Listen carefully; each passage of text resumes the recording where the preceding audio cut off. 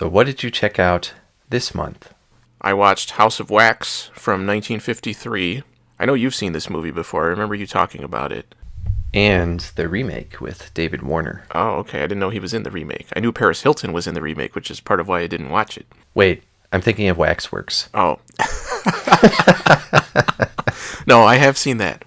And the sequel. This was a Vincent Price movie where he plays a skilled wax sculptor whose museum is burned down at the beginning of the movie by this guy that wants the insurance money. And Vincent Price is presumed dead, but then he turns up alive later and opens up a new museum, and people start dying, including people that were connected to his past, and then now people that seem to resemble new sculptures that he's putting up, that people say are unusually realistic. So this is credited as kind of the movie that started Vincent Price's horror career. He had technically done a couple horror movies before this, but they were kind of scattered around. This is really where you get just a big wave of them all at once. It was pretty cool. It was originally released in 3D, so you get some goofy stuff, like a guy slinging yo-yos at the TV. I mean, like a guy slinging yo-yos at the screen, and even some kind of fourth wall breaking stuff at the audience, which didn't really fit in with the rest of the movie. Those scenes felt very out of place. Who directed this movie? Some guy. Oh, okay. When you said fourth wall breaking stuff, I suspected maybe it was William Castle or something. No, those scenes did have a William Castle feel. That is what I was thinking for that. But no, it was not a William Castle movie. I liked the fact that they used actual wax sculptures for the museum, or the multiple museums. And I liked that they went into more kind of the background of how they even do that in the movie. Like, they kind of show a lot of the setup for that. I thought that was cool. The movie itself was good. I did enjoy it. There were some parts of it that went on a little too long, but overall, I would say check it out if you're a Vincent Price fan. I watched a movie from 1973 called Cleopatra Jones. That's a really goofy title. Yeah, you can probably tell that it's a blaxploitation movie from the title. Basically, you have this super hot, super ass-kicking black, government agent, and that's pretty much the movie. The main villain in the movie is played by Shelley Winters, and this was kind of in that period where Shelley Winters was playing a crazy person in a lot of movies because she was a crazy person in real life. That aspect of it was extremely goofy and did not fit in with the rest of the movie. She was a really dumb villain. And, I mean, clearly they cast her on purpose because they said, people like seeing her be crazy and stuff. But it did not fit in with the rest of the movie. It was really dumb. And then at the end of the movie, when they're having a physical confrontation, a hand-to-hand fight in the middle of a junkyard, it was so dumb when Cleopatra Jones can do all this martial arts stuff, which she clearly couldn't in real life, the actress, but that's how they say it in the movie. They say she's an expert at karate and kung fu and all whatever. So it was really goofy seeing her go up against this fat old woman that is supposed to be challenging her to a fight. I like that her character's name is Mommy. Yeah, it felt like it was kind of trying to play up a gangster angle with her, which I feel like she's done other movies like that too, or she did. But yeah, that whole aspect of it was really dumb. Every time she would pop up, I would forget that she was even in the movie and be like, oh yeah, that was the same movie. So, I don't know. But overall, I did enjoy it. It was a fun action movie. It was surprisingly elaborate when it came to some of the car chases and stuff for just a early 70s blaxploitation movie. I didn't really expect a whole lot, but it was cool. I enjoyed it. I watched The Leopard Man from 1943. This was basically the next movie after Cat People. Oh, that's what I was going to ask, if it was a sequel to Cat People. It wasn't a sequel, but it was the same people behind it, the same director, same producer, and a lot of the same feel in general, which makes sense. But the story for this one was there is a leopard that escapes and a bunch of people start dying in this area, and clearly the leopard is being blamed, but some people start suspecting that it's actually a person committing the killings. And the guy that owns the leopard says it wouldn't be the leopard and whatever, but he clearly wants to get it back, so you can't really trust him or his opinion. And it does turn out to be a person. It's pretty obvious that it's going to be a person. It wasn't anywhere near as good as Cat People. It was still good. I would still recommend it if anybody out there enjoys Cat People. This is another good movie. Again, very similar feel. It took place, I think, in New Mexico or Arizona, somewhere around there. I don't remember exactly. And one thing that I thought was funny was they had some of the clearly non-Spanish speaking actors saying certain words in Spanish, but in a way that just sounded really weird and did not, it was very out of place. Do you have an example? I don't remember, but just the way they would pronounce things was like, even people's names, it was like, that's not how you would say it. Why would you even have them try to fake an accent? Man, I'm hungry. Let's get some burritos. Yeah, it would be like something like that. And yeah, I guess it wasn't even faking an accent. That was the thing, is it was more the way they talked as opposed to like the way they pronounced things. And yeah, just using Spanish words, but clearly not actually speaking Spanish was really weird. I don't know. It was distracting. These are some really good nachos. I'm glad they put the queso on it. That could have fit right in. But yeah, it was a good movie other than that. So you said same director as Cat People. Yeah. And the same people behind the movie as Cat People. Yeah. Were there other cat-type movies in this genre, or was it just these people with this weird fetish? They did do Curse of the Cat People, which was a sequel to Cat People. And they did do a movie called The Seventh Victim, which was a tie-in to Cat People, kind of. It had one of the same characters, but it didn't make sense because it was supposed to take place... I can't remember I think it took place after Cat People, but the guy died in Cat People, I think. I can't remember. There's like a weird continuity discrepancy in there. It's such a weird thing. Like, I can just imagine this guy sitting there going, wolves are getting all of the screen time. People can be cats, too. Well, I know the whole reason Cat People was made was because... I don't know if it was the studio head at RKO, but one of the higher-ups at RKO said, we got to make some horror movies to cash in on the kind of the universal horror movies that are popular right now. And they've already done vampires and werewolves and stuff. We need to do something different.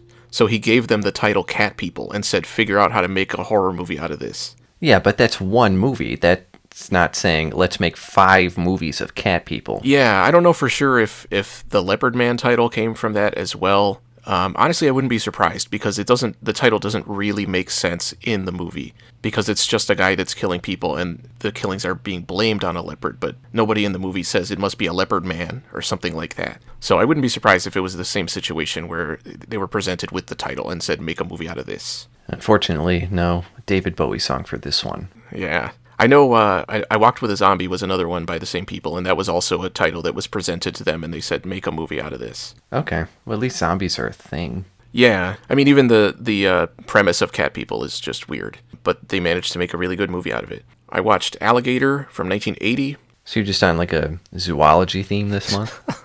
I guess. This was a movie that I remembered liking a lot in high school, and I was worried that it wasn't going to live up to my memories, and it wasn't as good as I remembered, but I did still enjoy it. You've got Robert Forster in the role that made Tarantino cast him in Jackie Brown, so he really is playing a very similar character where they're both worried about aging and kind of dealing with their insecurities regarding that. But of course, the movie itself is about an alligator that is going around eating people. I've seen this movie described as a satire or even a parody.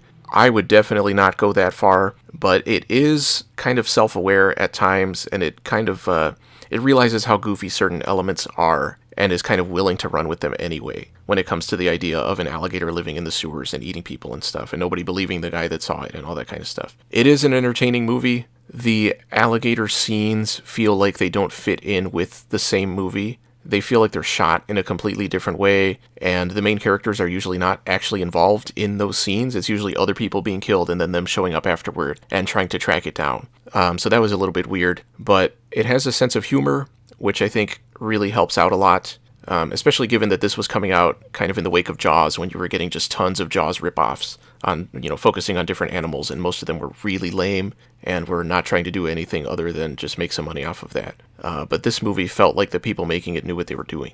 It was directed by the guy that directed Cujo and Cat's Eye, which are not bad, and this one is also not bad. And also based on animals. So, as an homage to this movie, the director of Eraser said, I want a scene with a big alligator that feels like it doesn't fit with the rest of the movie. Well, I was going to say, the fake alligator, when they cut to a fake alligator, thankfully they use a real one for a lot of it, and just miniatures and stuff, because it's supposed to be super gigantic. The fake alligator, you can tell that it's fake, but it doesn't look as bad as I would have thought it would. A lot of times in movies like this, you cut to just something that doesn't even look like the real animal. But in this movie, it didn't look bad. And it was pretty funny seeing it go around eating people. Just some of it is really over the top. I guess this was before An American Werewolf in London, but I think of the scene in American Werewolf in London where the werewolf goes out on the street and there's just like tons of cars crashing everywhere and so many people dying, and most of them are not even being killed by the werewolf. There's a scene like that in this movie at a wedding where the alligator busts in and just starts slapping people all around with its tail and eating people and all this stuff. And it's like, just run away from it. Don't stand next to it. But people are getting flung through the air all over the place. And it's really, really funny. And it's supposed to be funny. For being a movie about a giant alligator, I don't think you could do better than this. All right. I watched an Argentinian movie from 1953 called El Vampiro Negro, which, in case you can't tell, means the flying squirrel. No, it means the black vampire. That was the stupidest joke ever. I know. Like and subscribe. So this was not what I expected at all, given that it was from the 50s and it's called The Black Vampire. I expected just a straightforward B-movie, vampire movie, but it turned out it's kind of I don't know if you'd call it a remake, but it's inspired by M, the movie with Peter Lorre as the child killer, which I don't know if I've ever seen that movie. I think I've seen parts of it, but I don't think I ever saw the whole thing, so I don't know how similar it actually is. But it's basically the same idea. There's a guy going around killing little girls, and the movie goes back and forth between the killer, who is actually... Who is it? Don't leave me in suspense. He's treated sympathetically, which I was not expecting. He definitely regrets what he's doing. And I don't know, they don't really go too much into his motivations, but toward the end, you kind of get some hints as to why he's doing it a little bit. And it goes back and forth between him and kind of the main detective guy that's trying to track him down or, figure out who's committing the murders. And then you also have this other woman that works at a nightclub and is kind of ashamed of what she has to do to support her daughter and everything. There was a lot of interpersonal drama that I was not expecting. And really, that's what the movie focuses on more than... it's not a horror movie, which is what I thought it was going to be. And again, given that it's from the 50s and it's an Argentinian movie, I guess I don't know anything about Argentina, but I expected it to be really low budget and just like pretty straightforward. But it turned out to be very high end. I would say compared to what I would have expected of an American movie from the same time period. It was much more classy, I guess I would say, much more artistic. There was some really good cinematography in it. It felt like a noir crossed almost with like a giallo, but this is like before the giallo genre was a thing. So I did enjoy it. It was cool. The presentation was really good. One thing that really confused me was, again, they refer to him as the Black Vampire in the movie, which is, even in the movie, is kind of weird. I don't know why they call him that. But early on in the movie, you get a shot of the killer looking in a mirror and he doesn't have a reflection. So I was like, oh, okay, I guess he is a vampire. But that idea never comes up again through the entire movie, and he does have a reflection later. So I don't know if that was supposed to be him imagining that he doesn't have a reflection. Was that symbolic? I don't know. Yeah, I don't know. It was weird. And that was the only instance in the entire movie that had anything to do with actual vampires. So, yeah, it was a little strange. But the rest of the movie was good. Again, it was much more about the characters than about the idea of somebody killing people. And the characters had more depth and very strong personalities compared to what I was expecting. So it really worked. That's everything I watched this month. That's it? What else did you do? I finished off the 3rd volume of Sandman, and since one of the last 2 issues is A Midsummer Night's Dream, this is going to be a big surprise to everybody out there, but I read A Midsummer Night's Dream by that guy, Willie Shakespeare. I had never read any Shakespeare before. I don't know if I was supposed to read Romeo and Juliet in high school, but I don't know if I actually did. You probably just watched the movie. I don't know if we even did that. Yeah, because I seem to remember just trying to pick things up in class from what everybody else was saying, which is what I did for a lot of things I was supposed to read in school. Hence, where you are today. Yeah, it makes sense. I enjoyed it. I thought it was funny. I, of course, did have to look up a lot of things because there's a lot of words that we don't use nowadays and references to things that I was like, I don't know what the hell that is. I was borrowing the No Fear Shakespeare edition from somebody, which has the original language on one side and kind of what it calls like a modern English translation on the opposite side. And I can definitively say that those editions are absolutely terrible. The translation was so incredibly bad, and there are almost no notes or annotations or anything to help out with anything. Those are terrible. So who would use that? Somebody in high school that just needs to pass a test? Yeah, basically. It's usually people in high school that are like, I don't want to read this. I'm just going to, read the English side. I mean, you're speaking like in disdain of those people, but you just admitted you were one of those people. I mean, yeah, I'm not proud of what I was like back in high school. I was an idiot. Okay, good. I'm glad you can admit it. Yeah, no, I mean, I was. Not to say I wasn't either. I was also an idiot in high school. Yeah, I mean, I think most people, if they're assuming that they are growing as people, they would be able to look back at themselves from 15 years ago or whatever and say, wow, I was an idiot. Or I guess more than 15 years at this point. You would be surprised how many people cannot do that. Yeah, that's true. So yeah, I enjoyed it. I thought it was funny. Thought it was amusing. I didn't think that it quite came together at the end. It felt like there were maybe too many elements in it that he was kind of like, oh, let's go to these characters and let's go to these characters. And there was a Hermia and there was a Helena. And why use names that are so similar to each other? I kept getting them mixed up. So that was not good. You suck, Shakespeare. No, but yeah, I enjoyed it. It was funny. It was pretty good. And I'm definitely more willing to check out some other Shakespeare stuff, but I would have to find some editions that do not suck. I mean, do you have a problem just getting the original text and looking up the stuff on your own?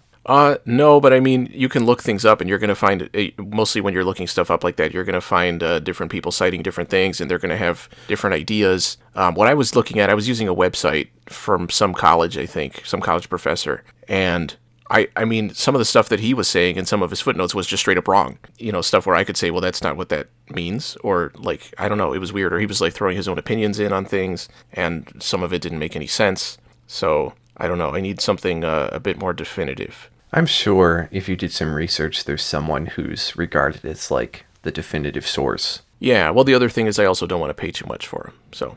So yeah, I finished off that third volume of Sandman, which was good. That third volume is only 4 issues, and each one of them is a complete story. And I actually thought the first 2 were stronger than the Shakespeare one and the Element Girl one. And that Shakespeare one won the World Fantasy Award for short story. I honestly did not think that issue stood out compared to like a lot of the other Sandman issues. So I'm kind of surprised, and it honestly feels kind of pretentious that they picked that one, you know, with the Shakespeare connection and stuff. Mm-hmm. Which is part of why I never read Shakespeare, because it's always pretentious people talking about Shakespeare. I feel like a lot of the time when they bring up Shakespeare, they're not really talking about Shakespeare. They're trying to talk themselves up and, you know, make people think of them a certain way. So yet you watched those episodes of Star Trek, The Next Generation, where they talk about Shakespeare.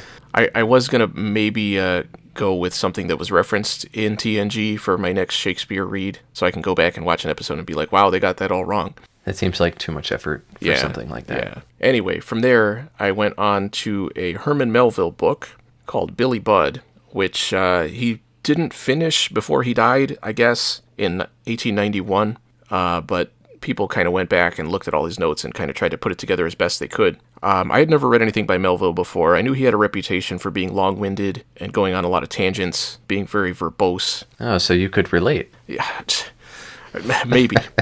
That reputation definitely held true here. There are chapters that are labeled a digression. There are parts where he says, that whole thing that I just talked about for 3 chapters that seem to have nothing to do with the rest of the story, here's how it ties in, and then he'll go into how it ties in.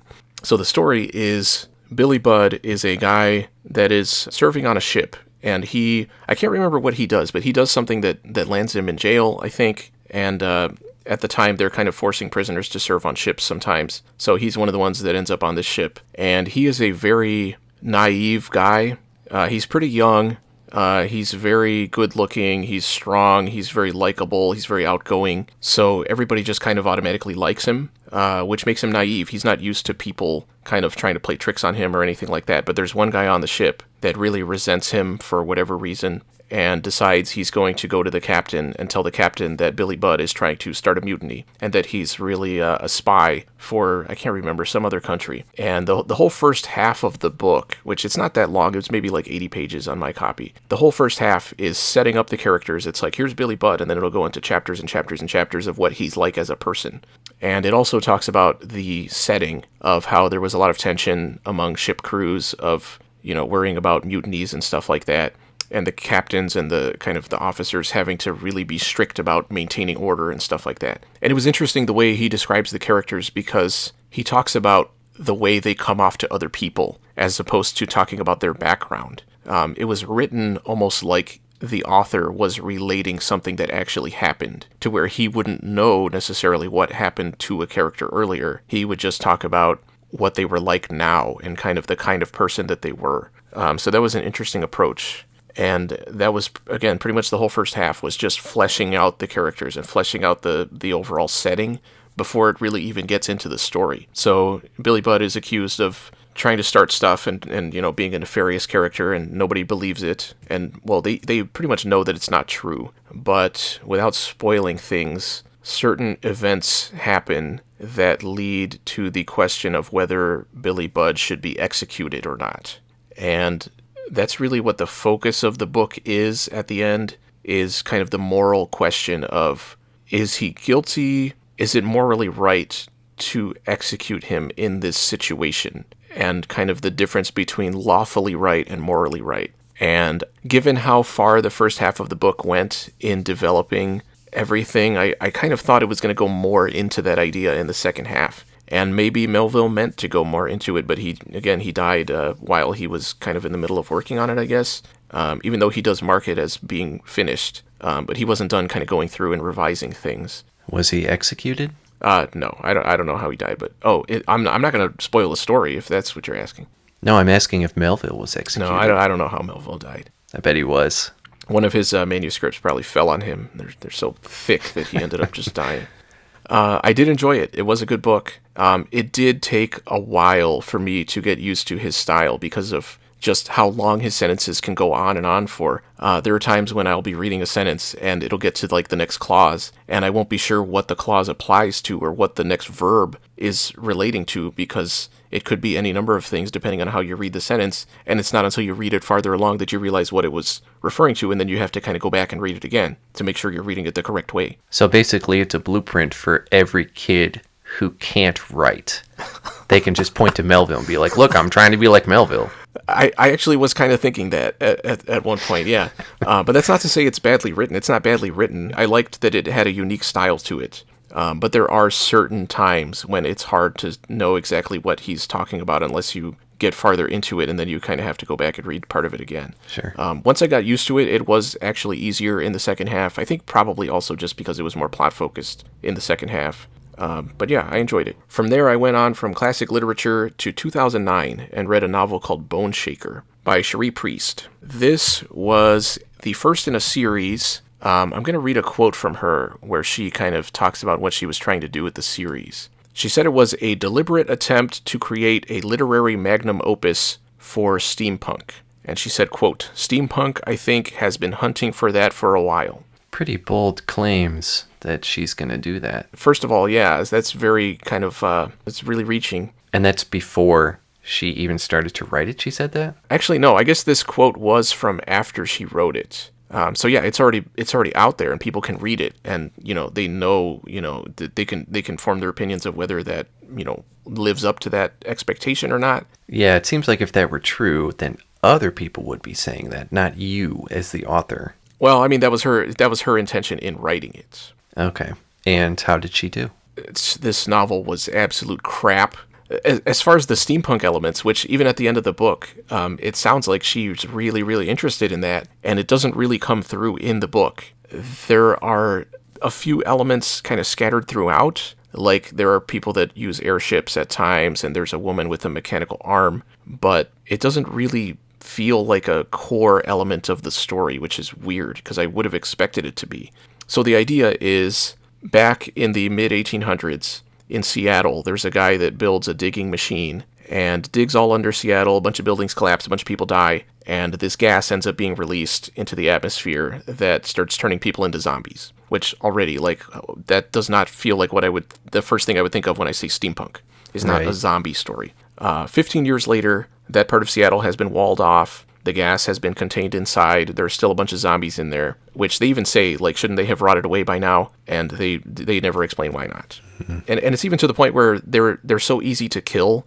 Characters will literally grab a zombie by the head and just crush it in their hands. So you would think they would be just completely, decomposed by now. But they are running through the streets. I haven't seen World War Z, but I've seen the trailers. And the way the zombies are kind of, flowing like waves, that feels like the way they are described in the book. So that was weird, and not exactly something that appeals to me from a zombie angle either.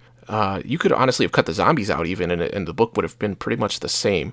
So 15 years later, that part of the city is walled off, and the wife of the guy that created the digging machine, for some reason that is just, it's so dumb, she still lives right outside the city, and works right outside the city, even though everybody blames her husband for what happened, who's presumed dead. Is she trying to find a cure or something? No, she's just living. Is she living out of a sense of guilt? No, it doesn't make any sense. The only explanation you get is she says she can't move out east because the Civil War is going on, which is a whole other aspect, is that the novel takes place in kind of an alternate timeline where the Civil War has been going on for longer than it did in real life. And again, you would think that would be something where the author would be like, ooh, I'm going to come up with this whole like alternate reality and stuff. But it barely comes up at all. You could have left that out and it wouldn't have changed anything. It only even gets referenced a couple of times. So that's the only very nebulous reason as to why she can't just move away, even though everybody hates her for everything. So her son, who was born pretty much right after all that happened, he decides to go in behind the wall and find proof that his father was sabotaged, that he didn't intend to kill all those people and start this whole thing, even though he has no reason to believe that to actually be the case. Because even his mother is like, yeah, I don't know why he did that. Sabotage how? Like someone else released all this gas, or? He was being paid by the Russians to build this machine in the first place. And for some reason, the son is convinced that the Russians sabotaged the machine for some reason. But yeah, it doesn't make sense, because what would be the point of even doing that? But didn't it work? Because it dug and it was supposed to dig. I don't know. Yeah, it doesn't make any sense. There are unanswered questions that I honestly, after finishing the book, well, I'm not even done. I have like 10 pages left. But I honestly don't even care. You're going to miss the part then where he wakes up and it was all a dream. Oh, man. Honestly, that would make the entire book better because it would explain some things. The son goes in to find proof, and the mother, when she finds out he's gone in there, she has to go in after him. So that's all the setup. The actual majority of the book is each of those characters being behind the wall separately. They each run into other characters that say, who are you? Why should I trust you? Why should I believe you are who you say you are? Why should I help you at all? And they will immediately proceed to help them out and take them wherever they need to go and give them pages and pages and pages of backstory about themselves without actually fleshing out the world, without really giving the reader an explanation as to why people are still living inside that walled-off area. And by the way they live in there, they have to be basically wearing gas masks all the time. Right. So and they have to be, they're struggling for food and clean water and everything. So it's very difficult. You've got zombies everywhere. You have to constantly be looking for safe places. It doesn't make any sense for them to be in there. They are using the gas to create some kind of drug, but even that doesn't really make sense because they talk about the way the drug, if you keep using it, it causes like parts of you to start rotting off and stuff. So why would you use that drug? Obviously, you don't use drugs. Yeah, well, I was going to say, drugs in real life also can do stuff like that too. Well, let me ask you this. Are the gas masks steampunk gas masks? 2 of them are. There's one of them that's described as looking like an ox head or something like that, and there's another one that looks like kind of like a skull. Well, there you go. It is a staple of the steampunk genre.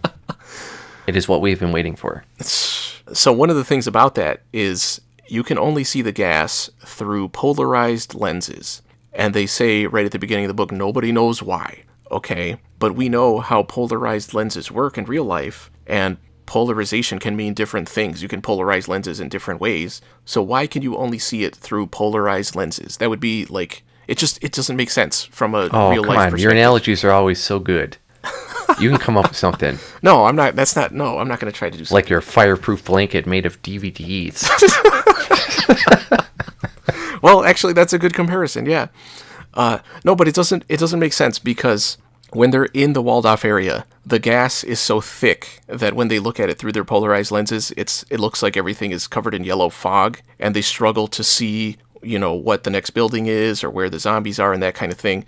So why not just not wear polarized lenses? If you can't see the gas without them, then you could see clearly, like, just take them off. But for some reason, every single gas mask has polarized lenses. If you're already wearing the mask, you already know the gas is there. You don't need to be able to see it. At least have removable lenses that you can put in front of just the regular lenses, the regular glass, so you can see when you need to.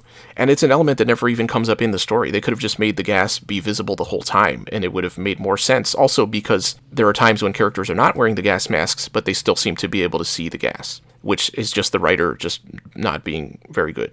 There's a lot of bad editing in this book. There are so many things that don't make sense. There are so many descriptions that literally are just wrong. The author will describe a scene in terms of where things are located spatially in relation to each other at the beginning of the scene, but then the way the scene plays out is not consistent with what she just described. She'll have a character looking at two different things that are in front of them and behind them at the same time, and it's not like they're looking back and forth. They're literally looking at them at the same time. She has characters put their hands over their mouth, but they're wearing a gas mask, so how does that work? There was one of the ones that really just was really funny to me, the way I was trying to picture it, was there's a scene where the mother is going up a fire escape, and she puts her hand out on a window ledge, and then it says she tried to jump into the window, but she only managed to get 1 foot in. And I was trying to picture it. If she's got her arm out to the side on the window ledge, is she like jumping up into the window? And how is she jumping up feet first? Like, how is she doing? Why doesn't, if she can put her arm out on it, why not just, like, you would think use your hands or something? I don't know. It was weird. And yeah, there were so many explanations in the book in terms of character actions that do not make sense. There were so many descriptions that do not make sense. There were so many sentences where you say, why did you say it like that? That is weird and does not make sense. This book was awful. The characters are all so bland and generic. The majority of the book is just the main characters wandering around encountering people that, again, will start expostulating all this backstory for no reason, and then they'll get away from them and go meet up with some other characters, and the same thing will happen again. And in the background, they keep hearing about this mad scientist that lives in there that may or may not be the guy that created the digging machine that is secretly still alive or whatever. And I didn't find out until pretty far into it that the rest of the series does not deal with the same city. I thought it was all going to be dealing with that city and kind of fleshing it out. And Wait, there's more than one book? Yeah, it's an entire series that apparently takes place around the country. Oh, geez. Yeah, this book was terrible. It was really badly written, really badly edited. The story itself was not that interesting to begin with, and it didn't really go anywhere interesting. And yeah, it was a chore to get through. And again, I haven't quite finished it yet, but I'm right at the end, and I honestly don't give a crap what happens. What made you decide to read this? I read it for a book club. Not a good book, not a good author based on this one book. I would highly, highly recommend avoiding this. Put as much distance between this book and yourself as possible, just in case. It was not good. And that is everything I did this month. I think you spent more time on that book than anything else. Yeah, I was really irritated with it. So what did you check out this month? I watched Cabin Fever from 2002, which I have not seen before, even though I've heard about it over the years. And this was an early Eli Roth movie, and the one that got his name out there. And it's about a group of college kids who take a trip out to a cabin in the woods, and things take a bad turn when they're exposed to a virus that pretty much eats you alive. It was not a super solid movie. There were times I thought it was mocking cliches and being satirical, but then it would fall right into those cliches, and I couldn't tell if it was intentional or not at times. Something like Cabin in the Woods is clear on its stance, but I didn't feel that way with this movie. It was like there were times when Roth had two major plot events, but didn't have anything compelling to connect them, so he just fell back on tropes to get from A to B. I liked the last chunk of the movie better than the rest, when things were really falling apart, pun intended, and I wish that had been the tone for the rest of the movie, because that part felt much stronger than what had come before it. Some of the characters and events could have used a major rewrite because they were too out of place. Like there was that one cop who just talks about partying all the time. It was just too much. The effects were pretty cool, and I don't know if it was because of the low budget or because Roth wanted to, but they're all practical, and it's can be, which is cool. And I found that as I've gotten older, shit like that makes me more uncomfortable. Like as a kid, I could not get enough of that stuff, but as an adult, it's kind of shifted the other direction. And I'm not talking about supernatural gross stuff like The Fly or The Thing, but just regular body horror stuff, like when the one gal is shaving her legs and the flesh is peeling off. That was pretty gross. I'm glad I watched it, but it's not something I'll be watching again anytime soon, and I probably wouldn't recommend it. Yeah, I would agree with your assessment. I mean, Eli Roth is basically a man-child, and that's what his movies feel like, so. And in 2002, he was a young filmmaker, so okay. But then every movie after that is the same. Yeah, I would say at least Cabin Fever feels like he's trying a little harder, maybe, even. So it might even be better than his later movies. I think so. I followed that up with Cabin in the Woods from 2011, which is a much more direct poke at the same things Cabin Fever addressed. And I remember seeing this movie in theaters and not knowing anything about it going in, and definitely not knowing the way the story was going to go. And I was very happy when it did. This is a movie about a group of college kids who take a trip out to a cabin in the woods, and things take a bad turn. Just explaining what happens gives too much away, and I don't want to do that here. but if you haven't seen it, I would definitely recommend it. It was directed by Drew Goddard, who went on to develop the Daredevil Netflix series, which I've watched and we've discussed. I haven't seen, I think, his most recent movie, which is Bad Times at the El Royale, but this movie made me kind of want to go check it out. I followed that up with The Pink Panther from 1963, so, a nice logical shift. This was the first movie in what became the whole Pink Panther franchise. Okay, how do you say his actor's name? Is it David Niven? Niven? I say Niven, but I don't know. It's supposed to focus on David Niven, and he plays a jewel thief / playboy who is going after the Pink Panther, which is a diamond held by a princess from a fictional Asian country. And Peter Sellers plays a bumbling French detective on the case, unaware that his wife is working with the jewel thief. And it's also got Robert Wagner, looking younger than I have ever seen him in a movie, which was interesting, kind of weird. And Niven falls for the princess, which conflicts with his desire to steal the diamond, and Sellers stumbles around the plot, causing much hilarity. This wasn't actually supposed to be a Sellers-driven movie, but once it was clear that's what it was becoming, the whole franchise shifted towards him and made him more and more goofy. I haven't seen any of the later movies outside of random clips, but it is clear that this is the one where he plays the character the most straight, which actually, I think, works to the movie's benefit. The whole first half of the movie felt like a standard 60s spy / heist movie, and it could have existed without Sellers and been just another fine standard movie from that genre. Things really pick up comedy-wise in the last third, and while it was humorous, it did feel dated. I was surprised that this movie launched this whole franchise of, I think, 9 movies, plus that whole reboot thing with Steve Martin, which I assume is brilliant.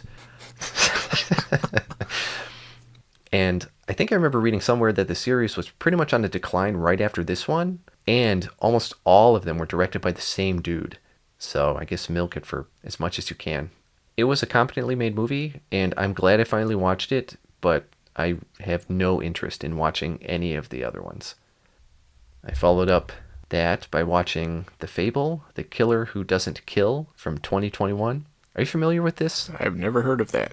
So this was a sequel to an earlier movie made in 2019, which I didn't find out until after I finished this one.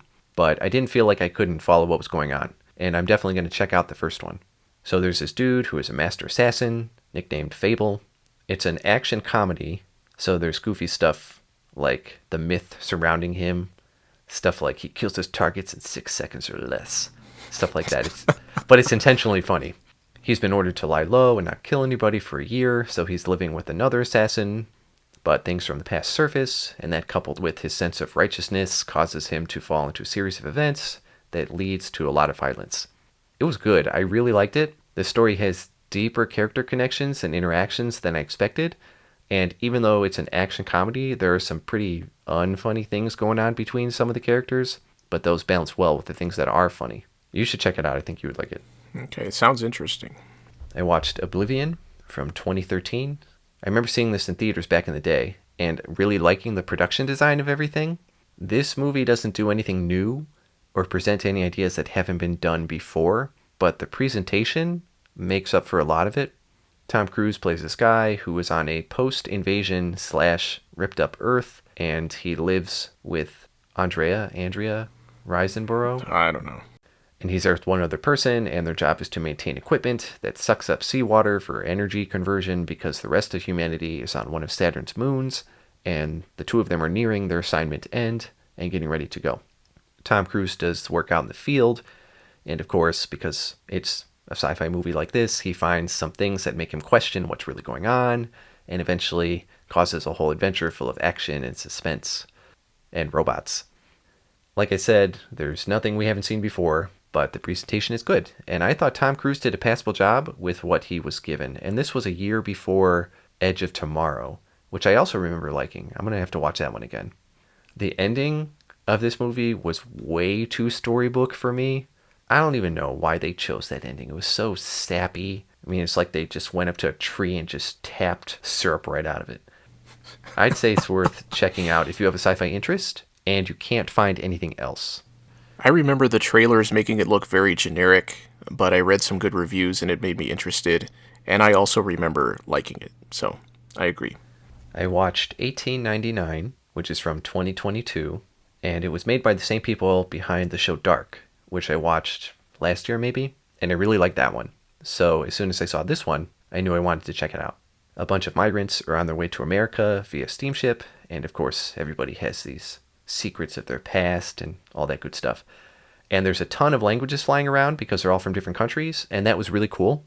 But it also means that it's essential to watch this with subtitles.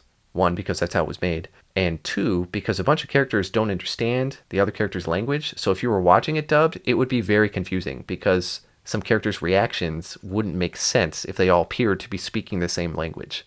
Okay, well, you're making me want to check out the dub to see how they handled that. I talked to someone else who said they started watching it dubbed, and they said they were supremely confused. It starts off as a mystery, but slowly spins off into something more than that. It's a slow burn, a really slow burn, like taking a blow dryer to a candle. What? Are you talking about my analogies? I don't even... What does that mean? It's a very slow burn. It'll take a long time. Oh, you're saying to melt the candle. I thought you meant to blow it out. I was like, that would blow it out really quickly. What are you talking about? But I actually think that slow burn really works in its favor because you think you're set with what's going on because events followed that line of thought for such a long chunk of time. And then when a new reveal spins everything around, it's that much more jarring. And they handle those reveals really well. The actors do a great job, although one weakness was the dropping of main character storylines as things went on. There's a fairly big main cast, and the show does a great job of giving them all backstories and reasons to give a crap about any of them, which is, again, a plus to the show having a slow burn because the time is given for stuff like that. But once things start culminating to a finale in the last few episodes, everyone outside of the main 2 or 3 characters kind of gets thrown by the wayside, which was pretty disappointing, especially considering how much time they had spent building these people up. I also wasn't a huge fan of the way the rest of the passengers outside of this main cast was explained away, because it is a ship with a ton of people on it. Their departure was a neat idea on its own, but it felt like the writers were banking on that idea alone being cool for the viewer to just buy it. And the main character's reaction to it didn't feel realistic compared to how they handled everything else. Although, in their defense, I also couldn't really think of a better way to get rid of those people other than having them just disappear for no reason, which wouldn't make any sense. And for how everything was building up, and knowing the ending of Dark, I was looking forward to how all the twists and turns would finally pan out, but the last reveal felt like a cop-out, which was such a bummer, and I don't know if they're going to continue with this show, but if they do, it almost feels like it's going to be an entirely new story. Overall, it was definitely worth watching. I really liked it. So after that, there's a documentary up there about the making of, so I watched that. A big portion was focused on the special effects they used to make the show.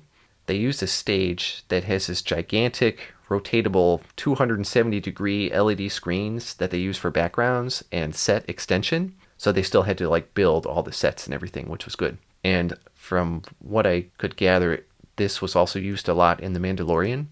Yeah, I think The Mandalorian was the show it was developed for. And it was really cool just seeing how they used it and how it was made and how it showcased a technique that has been used in movies for pretty much 100 years and has been updated with current technology and how awesome it is and how it works. Plus, it gives the actors something to act with. And without green screen and whatnot, you do what good movies have always had to do, which is determine all the elements of shooting before you start to shoot. I remember there was some interview on one of those stupid Jurassic movies where one of the producers said with pride, "We had no idea what this scene was going to look like before we shot it. We just kept whipping the camera around. And then after, we had to piece together the puzzle to figure out what it was going to look like," which is the stupidest thing I've ever heard. And they said it with pride. From what I read, everyone who works with this thing says it's so awesome, it's so cool, it just takes a ton of prep work, which is pretty much the opposite of what people say about green screen, which is you can shoot without thinking about it, but then you have to spend billions of hours in post trying to force everything to look the way you want it to, which a lot of the time doesn't even work.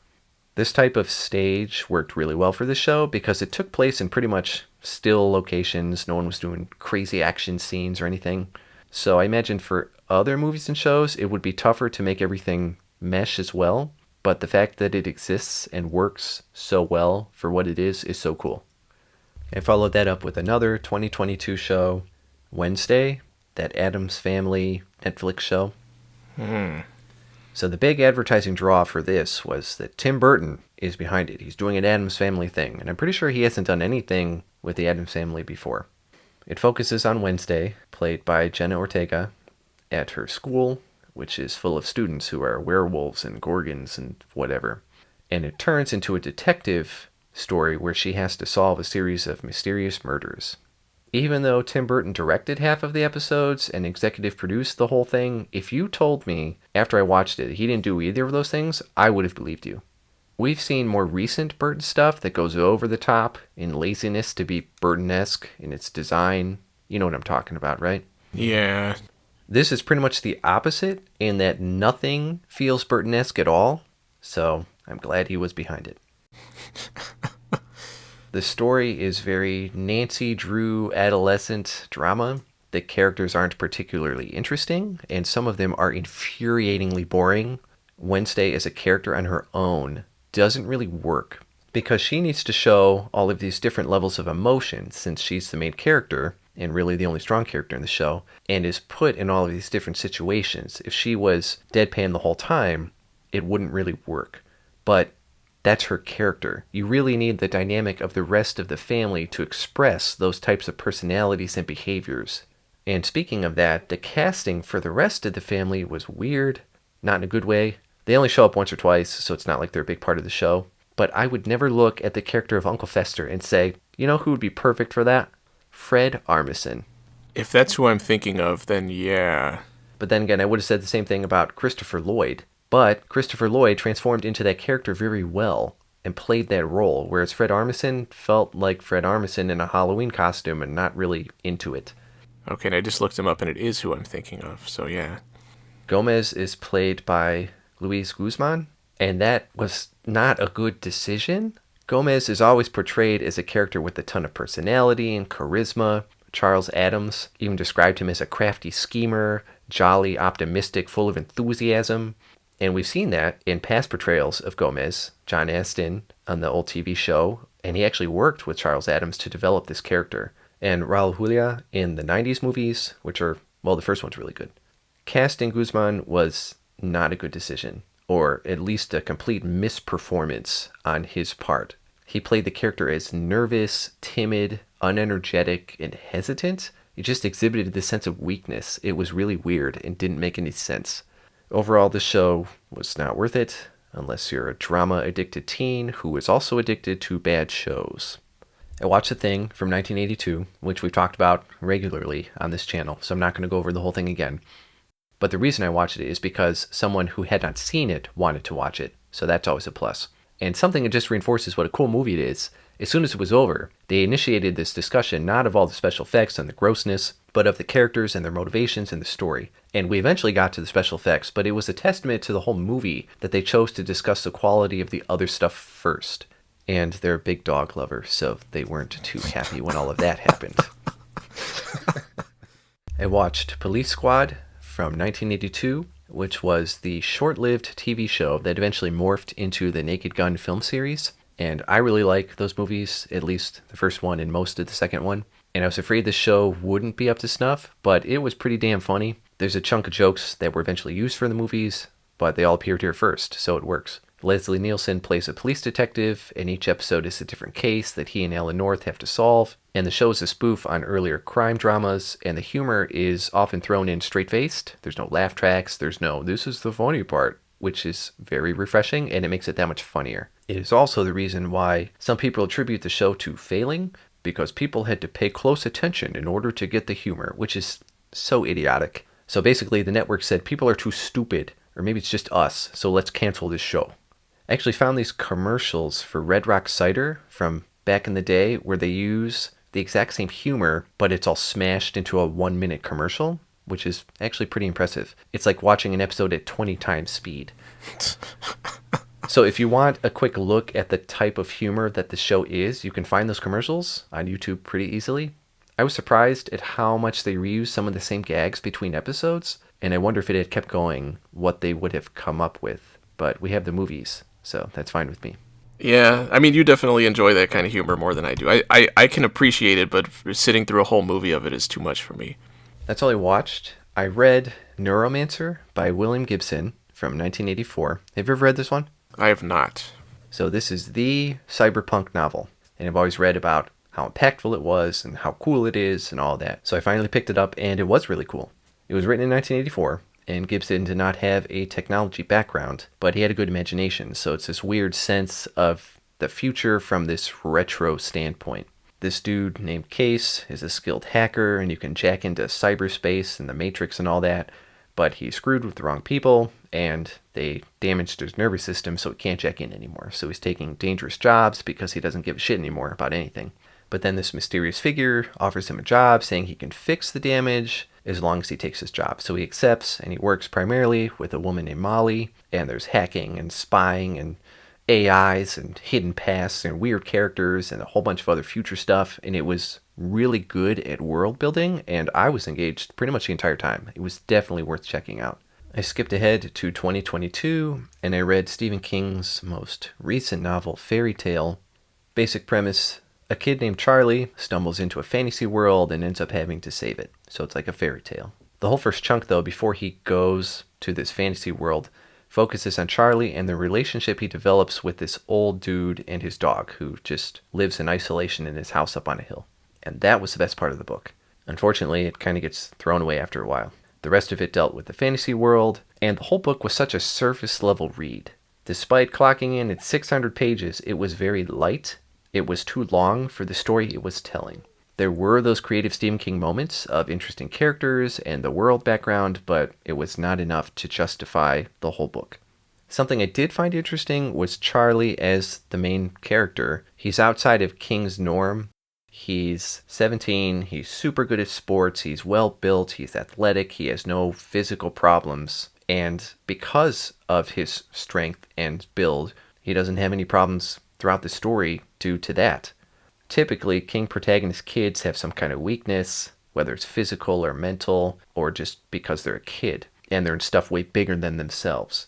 It made Charlie's struggles less interesting that he didn't have any weaknesses, because he didn't have any personal obstacles to overcome. It was just stuff around him. And this book was written over the past couple of years, and King threw in everything he was doing the past couple of years. It's not uncommon for him to mention or allude to things from his actual life that exist in the real world, but this was so explicit and permeated the entire book. It really took me out of the story. So after you read this book, you'll know what Stephen King watches on TV, and what books he read, and what he's been thinking about between the years 2020 and 2022, and a bunch of his personal opinions. It was way too much. And he said, oh, the characters think this, but the way he presents the characters, they would not think that way.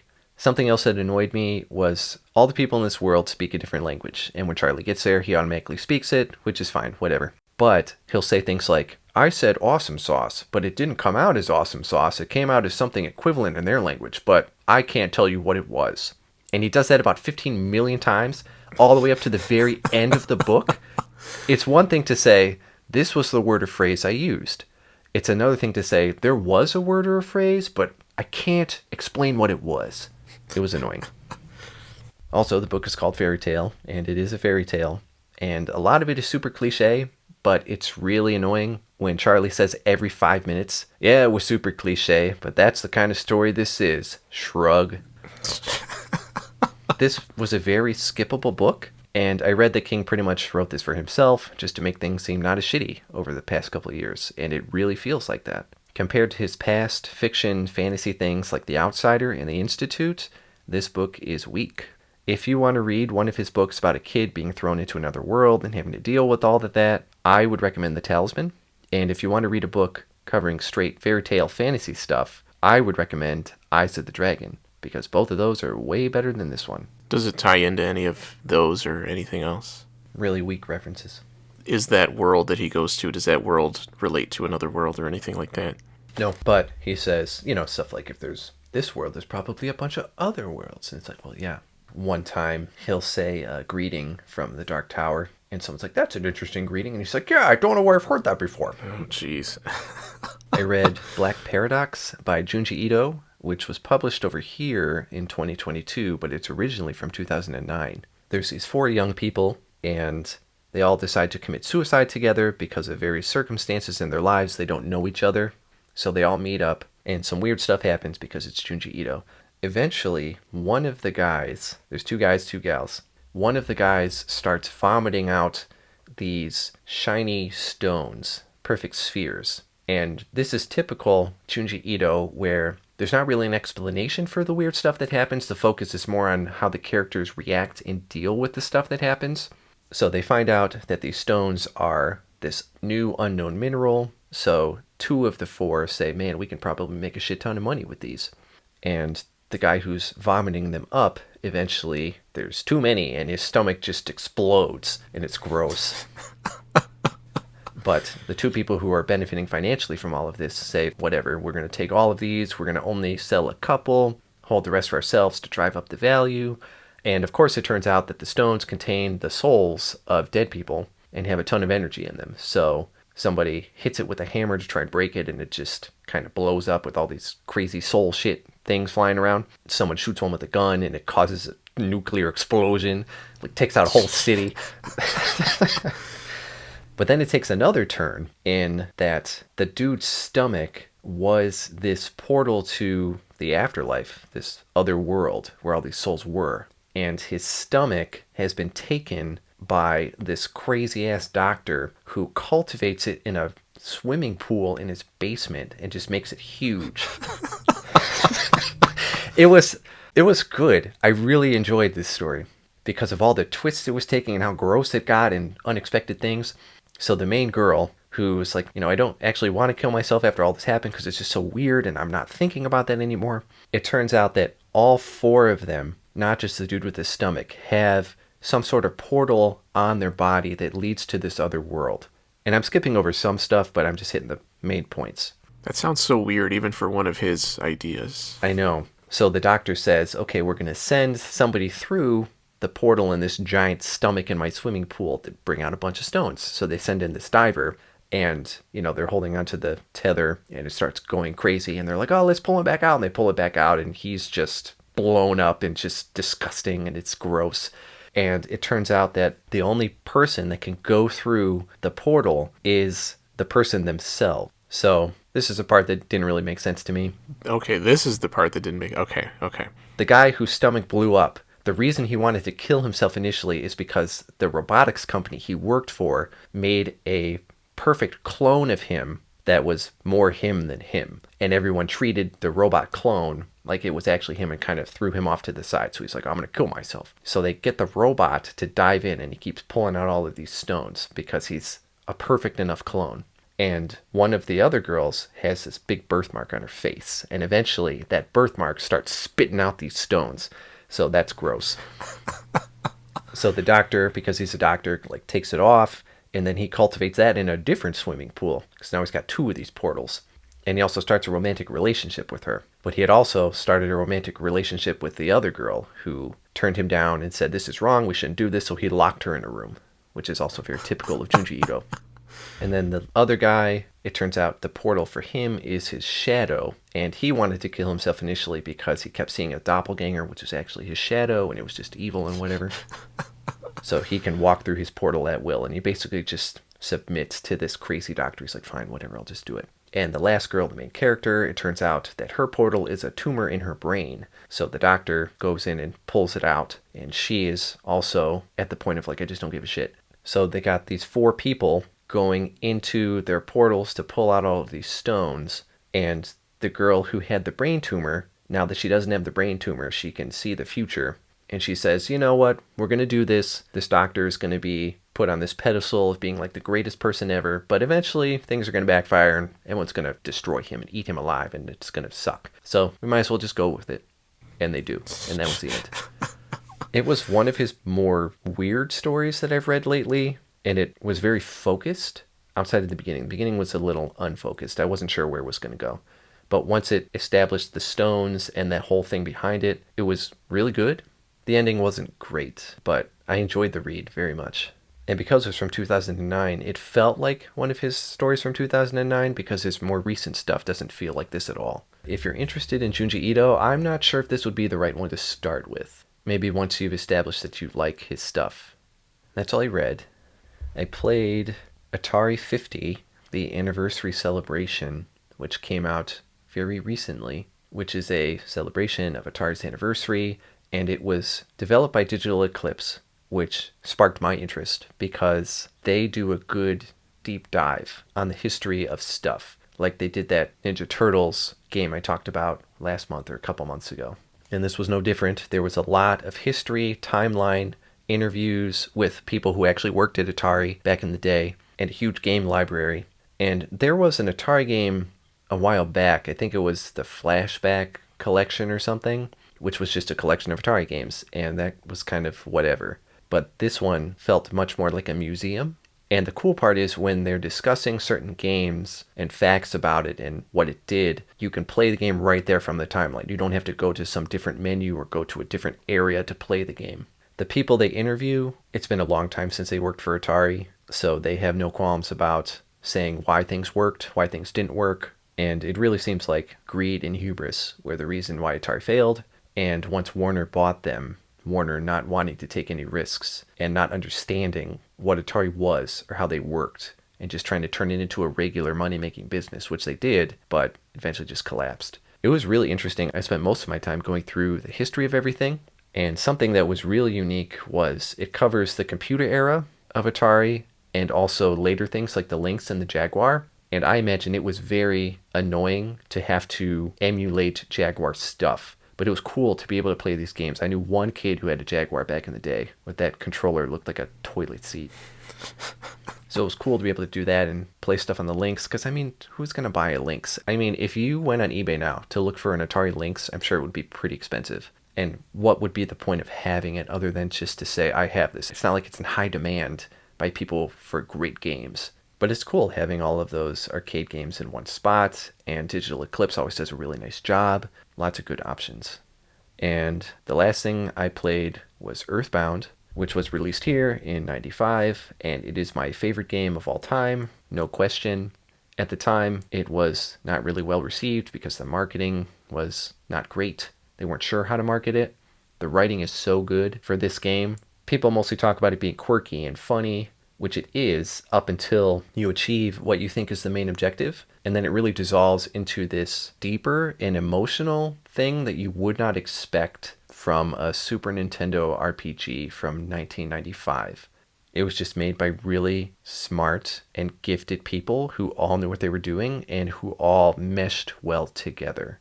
There are parts of it that feel dated, which you can kind of navigate around if you've played it before because you know those things, like inventory storage, knowing what you need, what you don't need, but it's such a good game. The setting is a kid in 1990s America, but what was perceived as 1990s America from a foreign viewpoint. So your weapons are things like baseball bats and yo-yos instead of swords and staves. Instead of using magic, you're psychic. Just like every American kid had back in the 90s. Exactly. And instead of drinking potions and stuff, you're eating burgers. It has a big, big following, most of which came later once people realized how good of a game it actually was. And I mean, if you're going to look for that thing on eBay, good luck with that. It came in this huge box with the game and player's guide, which goes for tons of money now. But back in the day, I mean, it was put in the bargain bins for next to nothing. So what did you play it on? Is it on the eShop or something? It's on a bunch of stuff. I actually have a cart from back in the day, but it's on the Super Nintendo Mini, I think. It's on the Nintendo Switch Online. It was on the Wii U eShop. That was a big deal when that happened. You can play it in a variety of ways. It's not hard to get now. Wait a minute. So is that your favorite game, or is The Dig your favorite game? No, Earthbound is my favorite game. I'd say The Dig is my favorite PC game. And that's all I did this month. So happy Thanksgiving to all our viewers. This video is going to come out in the spring of 2023. If we're lucky, yeah. And is that a jab at our viewers across the pond? No, for those of you who do actually watch these videos, thank you. I know they're not as, extravagant as our normal ones. But yeah, for those of you who actually care at least a little bit about what we have to say about things, thanks for watching.